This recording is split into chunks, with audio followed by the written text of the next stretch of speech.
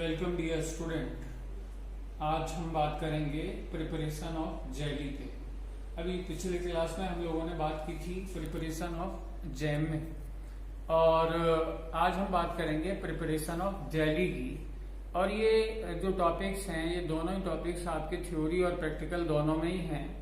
तो मैंने जैसा आपको पिछले क्लास में बताया कि आपको जैम की एक्सरसाइज नंबर 5 आपको करनी है आपके रिकॉर्ड में, इसी तरह से इसको भी आपको प्रैक्टिकल रिकॉर्ड में एक्सरसाइज नंबर 6 करनी है, और उसका ऑब्जेक्ट आपको लिखना है प्रिपरेशन ऑफ जेली। जेली और जैम में दोनों में एक बेसिक फर्क है कि जैम में आप आपके जो प्रोडक्ट आप बनाते हैं उसके फ्रूट्स का पल्प इनकॉर्पोरेट करते हैं आपके प्रोडक्ट में जैम के लिए। लेकिन अगर आपको जेली बनानी हो तो उसमें आप फ्रूट पल्प को इनकॉर्पोरेट नहीं करते हैं आपके प्रोडक्ट में। आप जेली बनाने के लिए फ्रेश फ्रूट्स को ले लेते हैं जो पके हुए हों, राइप्ड हों, बट ओवर राइप्ड ना हो। और ऐसे फ्रूट्स को आप धो के, अगर जरूरत है तो छील के उसके स्लाइसेस बना लेते हैं, और स्लाइसेस को आप बॉईल करते हैं एक भगोने में। और बॉईल करने के बाद जब वो बॉईल हो जाते हैं तो उनको क्रश कर देते हैं भगोने के अंदर ही। फिर उसको आप जो है अच्छी तरह पकाने के बाद फिर आप उसको एक मखमल के कपड़े में उसको छानते हैं, और आप जब एक बर्तन से पलटते हैं दूसरे बर्तन में उसका एक्सट्रैक्ट लेते हैं तो उस वक्त आपको उसको दबाना नहीं है, प्रेस नहीं करना है और मसलना नहीं है। नीचे जो पानी आता है और जिस भगोने में आप ले रहे हैं उसी में से आपको उसको कलेक्ट कर लेना है। उसको आपको कपड़े को प्रेस नहीं करना, और उसमें फिर आप उसको बॉईल करने रख देना है।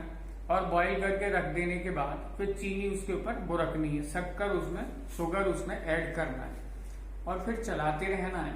जैसे ही वो थिक हो जाए तो आपको देखना है, और आप टेस्ट कर सकते हैं जैसा आपने जैम में किया था। प्लेट टेस्ट से भी आप इसको चेक कर सकते हैं।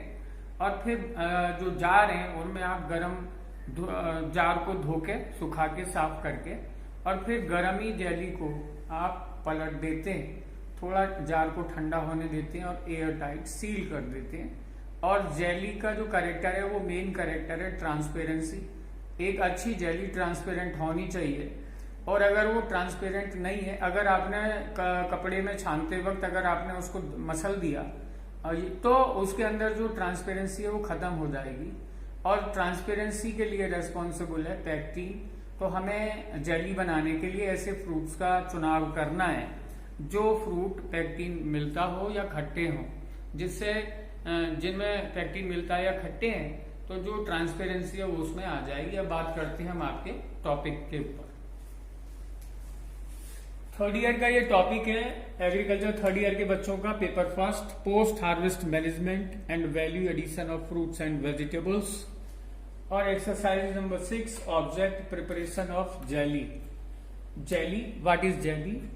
It is a semi solid product prepared by cooking clear fruit extract and sugar.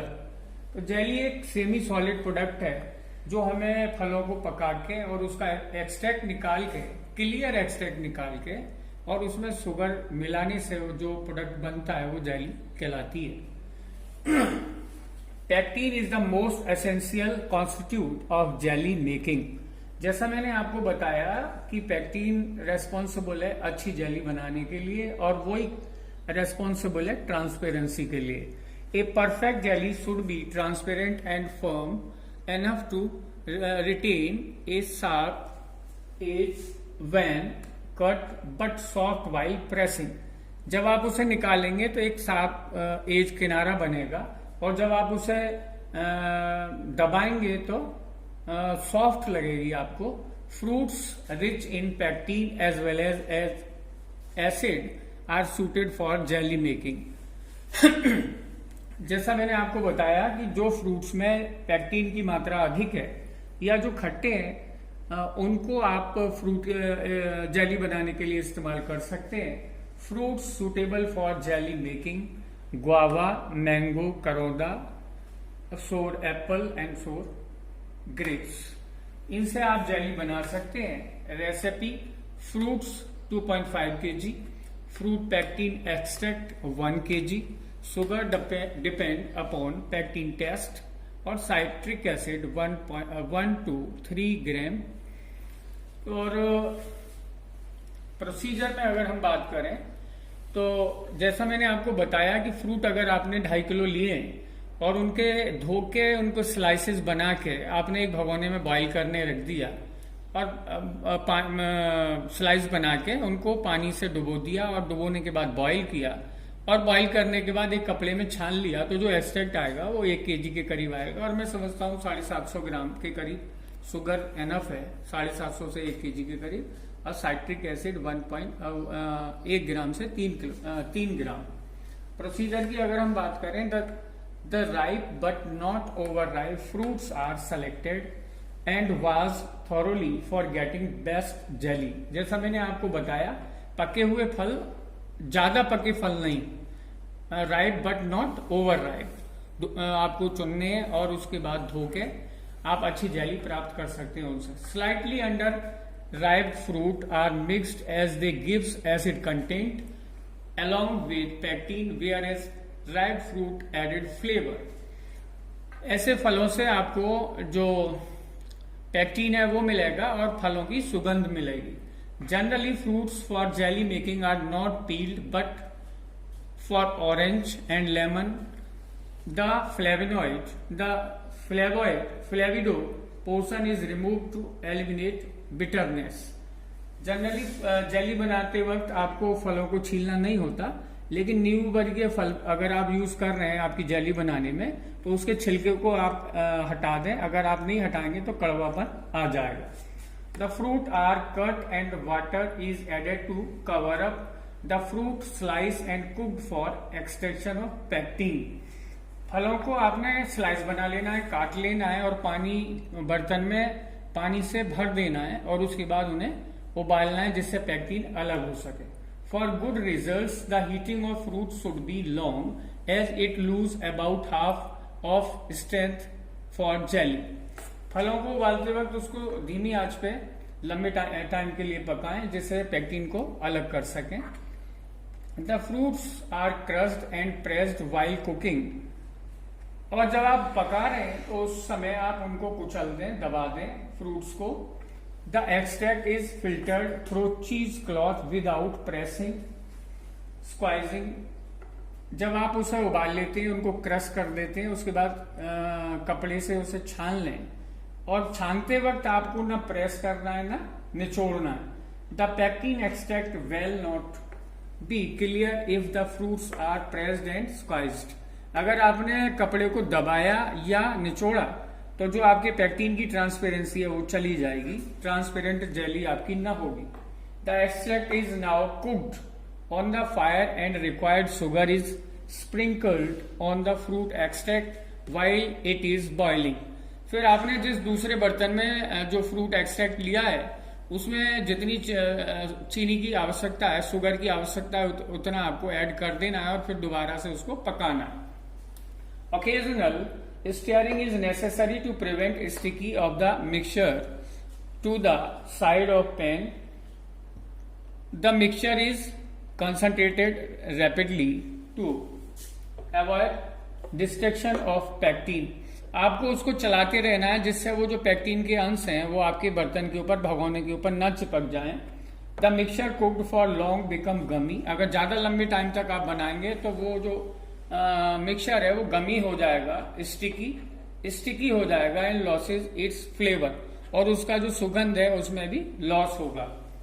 The end point of jelly can be tested by seed test and previous जो आपके टेस्ट हैं, plate test, drop test, temperature test, उससे भी आप test कर सकते हैं और सीड टेस्ट से भी आप इसे इसका जो वो है चेक कर सकते हैं इसकी कि आपकी जेली बनी है कि नहीं बनी। The weight of finished jelly should be about 1.5 times of weight of sugar. जो फिनिश जेली है, तैयार जेली है, तैयार प्रोडक्ट है, उसका जो वजन होगा वो शुगर के मुकाबले 1.5 टाइम ज्यादा होगा। अगर 1 किलो आपका शुगर आपने ऐड किया है तो 1.5 किलो आपकी जेली होगी। Foaming of jelly can be controlled by adding A small quantity of cooking oil. अगर जेली पकाते वक्त अगर उसमें झाग बन रहे हैं तो आप उसमें 1 चम्मच 2 चम्मच जो कुकिंग ऑयल है उसको अगर आप डाल देंगे तो झाग बनना बंद हो जाएगा। The prepared jelly is now poured in dry and hot jars. जब आपकी जेली तैयार हो जाए तो आप उसको जो आपके जार हैं उसमें जो सूखे और गर्म जार हैं उनमें आप पलट दें। After filling the jar cool down rapidly. और उसको भरने के बाद वो जब ठंडे हो जाएं इफ जेली उसमें पलट दें। और उसके बाद if jelly fails to set it is placed in sun to evaporate excess of water. अगर आप देखें कि जेली सेट नहीं हो रही है जार में भरने के बाद तो उसको आप फिर धूप में रख दें और धूप में रखने के बाद जो उसकी मॉइस्चर कंटेंट है वो उड़ जाएगा और जो जेली है वो सेट हो जाएगी। The hot jelly filled into container are air tight sealed. जब आपने उसको भर दिया आपके जार में तो जार को आप एयर टाइट सील कर दें तो आप उसको लंबे टाइम तक आपके प्रोड्यूस को स्टोर कर सकते हैं। और जो आप माइक्रोबियल स्पॉइलेज है या जो फंगल इन्फेक्शन है वो आपके प्रोडक्ट पे नहीं होगा। तो आपको ये दोनों एक्सरसाइज जैम और जेली आपके प्रैक्टिकल रिकॉर्ड में करनी है और दोनों ही आपके थ्योरी में भी इंपॉर्टेंट है। Thank you very much.